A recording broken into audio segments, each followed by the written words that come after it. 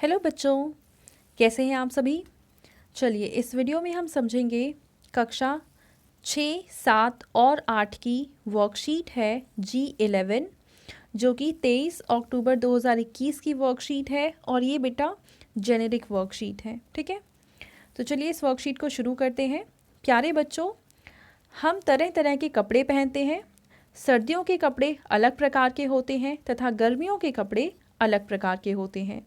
क्या आपने कभी सोचा है कि ये कपड़े बनते कैसे हैं, उन्हें किस चीज़ से बनाया जाता है। तो चलिए कपड़ों के बारे में थोड़ी जानकारी जुटाते हैं। कपड़ा मानव निर्मित चीज़ है, यानी इंसानों के द्वारा बनाया हुआ है। कपड़ों का उपयोग हम कई तरह से करते हैं। कपड़ों का उपयोग पहनने के लिए किया जाता है। इसके अलावा कपड़ों का उपयोग चादर बनाने के लिए किया जाता है। कपड़ों का उपयोग तौलिया बनाने के लिए किया जाता है। घरों की खिड़कियों दरवाज़ों पर पर्दा लगाने के लिए भी कपड़े का उपयोग किया जाता है। और कपड़े के बैग भी बनाए जाते हैं जिनका उपयोग हम किसी तरह की घर की सामग्री को रखने में करते हैं।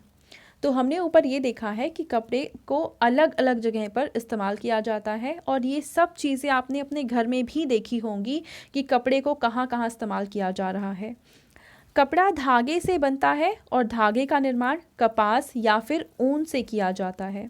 यानी जो धागा है, जिस धागे से कपड़ा बनता है, या तो वो धागा कपास से बनता है या फिर ऊन से बनता है। ठीक है, आजकल तो सिंथेटिक कपड़े भी बनने लगे हैं जो कि सस्ते होते हैं किंतु पर्यावरण के लिए हानिकारक होते हैं। यानी ऐसे कपड़े भी बनते हैं जो कि सिंथेटिक फाइबर से बनते हैं, सिंथेटिक हम कहें कि धागे से बनते हैं। वो सस्ते तो होते हैं पर हमारे पर्यावरण के लिए वो काफ़ी ज़्यादा हानिकारक होते हैं। ठीक है बच्चों, अब इसके बाद कुछ प्रश्न दे रखे हैं जिनके उत्तर हमें लिखने हैं। पहला प्रश्न है कि कपड़ा कितने प्रकार का होता है, कोई 3 प्रकार बताइए, जैसे कि सूती कपड़ा। तो हमें यहाँ पे कपड़ों के प्रकार लिखने हैं। चलिए इसका आंसर लिखते हैं। तो बच्चों आप पहले प्रश्न का उत्तर लिखेंगे कि कपड़ा कई प्रकार का होता है। उदाहरण के लिए, क्योंकि हमें 3 प्रकार पूछे थे, तो पहला आप लिखेंगे ऊनी कपड़ा, दूसरा आप लिख देंगे रेशम का कपड़ा और तीसरा लिखेंगे पॉलिएस्टर का कपड़ा। जैसे उन्होंने एक एग्जाम्पल सूती कपड़ा भी लिखा हुआ है। ठीक है, अब देखते हैं दूसरा प्रश्न। इसमें हमसे कह रखा है कि हमें कपास और ऊन कहाँ से मिलता है। तो कपास हमें मिलता है पौधों से, आप लिखेंगे पौधे से, और ऊन हमें मिलता है भेड़ और बकरी से, यानी कि जानवर से। ठीक है, जानवर के जो शरीर पे फर होते हैं, जो बाल होते हैं, उनको निकाल के उनसे ही ऊन बनाया जाता है।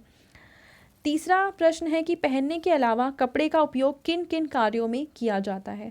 तो कपड़े का उपयोग बहुत सारे काम में किया जाता है, जैसे कि चादर बनाने के लिए उदाहरण आ जाएगा, चादर बनाने के लिए आप ये पहला उपयोग लिख सकते हैं। दूसरा लिख सकते हैं पर्दा आगे बनाने के लिए, सेम लिख देंगे। ठीक है, चादर बनाने के लिए, पर्दा बनाने के लिए। इसके अलावा और आप देखो अपने घर में ही आप आसपास देखेंगे ना, तो कपड़े का बहुत सारा इस्तेमाल हो रहा होगा, जैसे कि तौलिया बनाने में, तौलिया बनाने में। तो ऐसे बहुत सारे और भी चीज़ आप लिख सकते हैं। अपने आसपास ही देखो, आपको दिखेगा कि कपड़े को बहुत सारे तरीके से इस्तेमाल किया गया है। ठीक है बच्चों, तो दूसरा और तीसरा दोनों प्रश्न हल हो गए। अब हम देखते हैं चौथा प्रश्न कि कपड़े के आविष्कार से पहले मानव कपड़े की जगह किन चीज़ों का इस्तेमाल किया करता होगा, घर वालों से बातचीत के आधार पर लिखिए। तो देखिए, जब कपड़े नहीं बने थे तब इंसान है वो अपने शरीर को ढकने के लिए क्या करते थे, जानवर की खाल का इस्तेमाल किया करते थे। जानवरों की खाल का इस्तेमाल किया करते थे। ठीक है, इसके अलावा पेड़ पौधों से भी वो पत्तियां और उसके पेड़ पौधों के अलग अलग हिस्से लेकर उससे अपने शरीर को ढका करते थे। ठीक है, पौधों के भाग। तो ये दो चीज़ें मेनली लोग इस्तेमाल किया करते थे अपने शरीर को ढकने के लिए। ठीक है, पांचवा प्रश्न है कि पहले और आज के पहनावे में क्या अंतर आया है। तो पहले के जो कपड़े थे वो बेसिकली इसलिए पहने जाते थे कि हम अलग अलग मौसम के अनुसार अपने शरीर को ढक सकें, लेकिन आज का जो पहनावा है वो आधारित होता है फैशन पे। ठीक है, तो ये बेसिकली मेन अंतर है। आप चाहें तो इसके अलावा और भी अंतर लिख सकते हैं। तो चलिए इसका आंसर मैं लिखकर फिर आपको दिखा देती हूँ।